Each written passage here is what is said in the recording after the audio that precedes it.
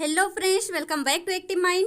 तो आप लोगों को पता है EMRS यानी एकलव्य मॉडल रेजिडेंशियल स्कूल का नोटिफिकेशन आ चुका है। और आज हम इस वीडियो में डिस्कस करेंगे कि जो TGT पोस्ट है, खासकर हम यहाँ पे TGT साइंस की बात करेंगे। तो आप जो है अगर TGT साइंस देना है आपको तो इस वीडियो को आप पूरा देख सकते हैं। तो सबसे पहले हम बात करते हैं नेम ऑफ पोस्ट क्या है, TGT। अब आगे देखिए यहाँ पे नंबर ऑफ पोस्ट कितने हैं पर स्कूल 12, यानी जो मतलब 12 टीचर चाहिए होंगे एक स्कूल में। और टोटल वैकेंसी कितनी है 8880। तो इसको जो है आप देख सकते हैं ये सब। अब यहाँ पे देखिए एज लिमिट क्या है, age limit for direct recruit. तो यहाँ पे डायरेक्ट रिक्रूट का क्या मतलब होता है कि डायरेक्ट रिक्रूट का ये मतलब है कि आपको एग्ज़ाम देना होगा और जब आपका एग्ज़ाम का रिजल्ट आएगा तो वही आपका फाइनल रिजल्ट होगा। इसके बाद आपका कोई भी इंटरव्यू नहीं होगा। इसको हम बोलते हैं डायरेक्ट रिक्रूट्स। तो ये जो एज लिमिट है डायरेक्ट रिक्रूट्स के लिए वो है नॉट एक्सीडिंग 35 ईयर्स, यानी आप 35 ईयर्स से कम के होने चाहिए, इससे ज़्यादा के नहीं होने चाहिए। और यहाँ पे देखिए अप टू 55 ये है EMRS एम्प्लॉय के लिए। और ये जो यहाँ पे एज रिलैक्सेशन की बात हुई है वो तो जो हमारा मतलब गवर्नमेंट ऑफ इंडिया रूल्स है उसके हिसाब से SC ST OBC इन सबको एज रिलैक्सेशन भी मिल जाएगा। अब यहाँ पे हम देखते हैं क्वालिफिकेशन क्या चाहिए होगा। तो यहाँ पे क्वालिफिकेशन में सबसे पहले 4 year integrated degree course of regional college of education of NCERT और other NCTE recognized institution in concern subject, यानी जो कंसर्न सब्जेक्ट है जैसे यहाँ पे जो मेंशन है वो है जूलॉजी, बॉटनी, केमिस्ट्री। तो इससे जो है आप किसी भी रिकॉग्नाइज NCERT या फिर NCTE किसी भी रिकॉग्नाइज इंस्टीट्यूट से आप जो है पढ़े हुए हों, या फिर इसके अलावा आपका bachelors honours degree in the concern subject हो। और इसमें क्या होना चाहिए, अगर आप बैचलर ऑनर्स डिग्री किए हैं तो यहाँ पे आपको क्या ध्यान रखना है, candidate should have studied requisite subject for at least 2 year. तो यहाँ पे जो सब्जेक्ट मेंशन है उसमें से कम आप 2 साल तक उसकी स्टडी जरूर किए हों। In the 3rd year degree course, यानी ये 3 ईयर का डिग्री कोर्स है तो इसमें से 2 साल आप जो है अच्छे से उसकी पढ़ाई किए हों। या फिर यहाँ पे क्या हो सकता है, bachelor degree from a recognize university in concern subject, यानी आप उस सब्जेक्ट से जो यहाँ पे मेंशन है उससे बैचलर डिग्री किसी भी रिकॉग्नाइज यूनिवर्सिटी से किए हों। The candidate should have studied the requisite subject in all 3 year of degree course. और जो यहाँ पे सब्जेक्ट मेंशन है जैसे कि हम बार बार बोल रहे हैं जूलॉजी, बॉटनी, केमिस्ट्री, ये आप जो है 3 ईयर्स यानी जो 3 साल का ये बैचलर डिग्री है उसमें आपने इसकी स्टडी करी हो। अब यहाँ पे देखिए ये जो है हमारे काम का नहीं है अभी के लिए।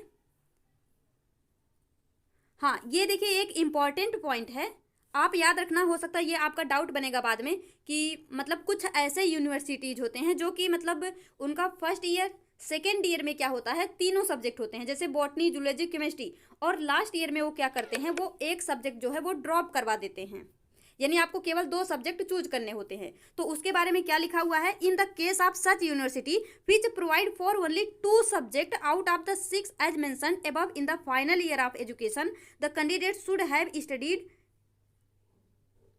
सॉरी ये जो है हमने मैथ का उठा लिया, तो इसको देखिए ये है TGT साइंस का। तो यहाँ पे क्या है, the candidate should have studied botany, zoology and chemistry during all the 3 years of study in graduation. In the case of such university which provide for only 2 subjects in the final year of graduation, the candidate should have studied any of the 2 subjects out of botany, zoology and chemistry in the final year of examination। इसका simple सा ये मतलब है कि अगर आपने 2 साल में जो है तीनों सब्जेक्ट पढ़ा है और लास्ट ईयर में उसमें से बॉटनी, जूलॉजी, केमिस्ट्री में से केवल 2 लिया है, चाहे कोई सा भी ड्रॉप किया है, तो आप इसके लिए एलिजिबल हैं। यानी चाहे आप फाइनल में आपका बॉटनी, जूलॉजी रहा हो या फिर जूलॉजी, केमिस्ट्री रहा हो या फिर बॉटनी, केमिस्ट्री रहा हो, तो आप इसके लिए एलिजिबल हैं। अब देखिए इन the case of honours degree in any of the above mention the 3 subject the candidate must have studied other 2 subject in any of 2 year, यानी वही है इन तीनों में से आप 2 साल में कोई सा भी पढ़े हों।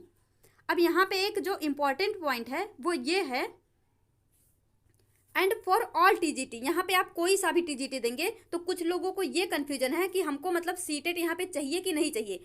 तो याद रखिए, देखिए यहाँ पे लिखा है passed the central teacher eligibility test यानी CTET conducted by CBSE in accordance with the guidelines framed by the NCTE for the purpose, यानी यहाँ पे आपको सीटेट पेपर 2 आपका क्लियर होना चाहिए। और यहाँ पे सबसे इम्पोर्टेंट पॉइंट ये है कि ये भी जो है एनवीएस की तरह रेजिडेंशियल स्कूल है, तो यहाँ पे 1 to 5 यानी पीआरटी का कोई नाम नहीं होता है। तो लोग क्या करते हैं, PRT, TGT, PGT, vacancy out इस तरह से लगाते हैं। तो आप जो है इन सब चीज़ों से बचिए और ध्यान रखिएगा, यहाँ पे पीआरटी नाम का कोई चीज़ नहीं होता है। तो आपको यहाँ पे सीटेट 1 नहीं, सीटेट पेपर 2 आपका क्लियर होना चाहिए, तो आप इसके लिए एलिजिबल हैं। अब यहाँ पे देखिए एक नोट पॉइंट क्या है, BEd degree not applicable for 4 year integrated degree course as mentioned in subject clause above. तो यहाँ पे क्या है, बीएड डिग्री जो है वो अप्लीकेबल नहीं होगी अगर आपने 4 साल का इंटीग्रेटेड डिग्री कोर्स कोई सा भी किया है। तो देखिए ये था हमारा जो है वीडियो, जिसमें आपको सारा इन्फॉर्मेशन समझ में आया होगा। अगर आपको इसके अलावा भी कोई डाउट बचता है तो आप कमेंट बॉक्स में लिख सकते हैं, मैं आपको रिप्लाई ज़रूर करूंगी। तो हमने आपको क्या बताया, आपको आपका जो एज है वो 35 ईयर से एबव नहीं होना चाहिए। और यहाँ पे आप जो है तीनों ईयर में आपका मतलब जूलॉजी, बॉटनी, केमिस्ट्री ये 3 सब्जेक्ट होना चाहिए। और लास्ट ईयर में कोई सा भी एक ड्रॉप भी कर देंगे तो कोई दिक्कत नहीं है, क्योंकि कुछ यूनिवर्सिटी में ऐसा होता है, तो आप उसके लिए एलिजिबल हैं। और आपको सीटेट पेपर 2 आपका क्लियर होना चाहिए। तो आई होप आपको, तो देखिए यहाँ पे ये सारी चीज़ें तो आपको समझ में आई होगी। लेकिन अब अगर बात करें सिलेबस की, क्योंकि आपके मन में आएगा इसका सिलेबस क्या है, सिलेबस क्या है, तो अभी तो इसका सिलेबस आया नहीं है। तब तक के लिए मैं आपको ये बोलूँगी कि जो हमने केवीएस टीजीटी साइंस के लिए पढ़ा था वो आपको पूरी तरह से ईएमआरएस में हेल्पफुल होगा। क्यों? क्योंकि वो 9th और 10th के एनसीईआरटी पे पूरी तरह से लेक्चर जो है बेस्ड था। तो आपको 9th 10th की एनसीईआरटी तो करनी ही करनी होगी। तो आप वहाँ से केवीएस टीजीटी साइंस का देख सकते हैं, क्योंकि वो इक्वली यहाँ पे आपके लिए हेल्पफुल होगा। और इसके अलावा आपको केवल 9th 10th ही नहीं करना है, आपको 11th 12th की एनसीईआरटी भी करनी होगी। अब आप सोचेंगे जूलॉजी, बॉटनी, केमिस्ट्री ये सारा मतलब हम कैसे कर पाएंगे, तो बिल्कुल हो जाएगा, टेंशन नहीं लेना है।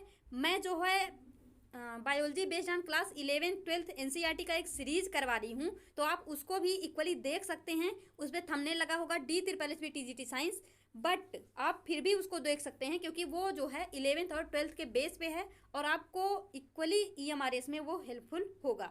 तो आई होप फ्रेंड्स आपको ये सारी चीज़ें जो है समझ में आई होंगी, सारी इन्फॉर्मेशन समझ में आई होगी। तो हमने आपको क्या बताया कि यहाँ पे सबसे पहले आपका जो एज लिमिट है वो 35 ईयर से कम होना चाहिए। और यहाँ पे क्या होना चाहिए कि अगर आपका मतलब जो सब्जेक्ट है जूलॉजी, बॉटनी, केमिस्ट्री वो तीनों साल में मतलब वो आप पढ़े हों, मतलब अलग अलग है जो कि हमने डिस्कस किया। अगर कोई यूनिवर्सिटी क्या करती है, बोलती है कि लास्ट ईयर में आप एक सब्जेक्ट जो है ड्रॉप कर दीजिए, तो उसमें से मतलब बॉटनी जूलॉजी या फिर जूलॉजी केमिस्ट्री या फिर बॉटनी केमिस्ट्री कोई सा भी होगा आपका, तो चलेगा, आप इसके लिए एलिजिबल होंगे। और यहाँ पे क्या है, सीटेट पेपर 2 आपका क्लियर होना चाहिए। तो जैसा कि हमने बताया पीआरटी का यहाँ पे कोई वो होता नहीं है, तो सीटेट पेपर 1 से काम नहीं चलेगा, सीटेट पेपर 2 आपका क्लियर होना चाहिए।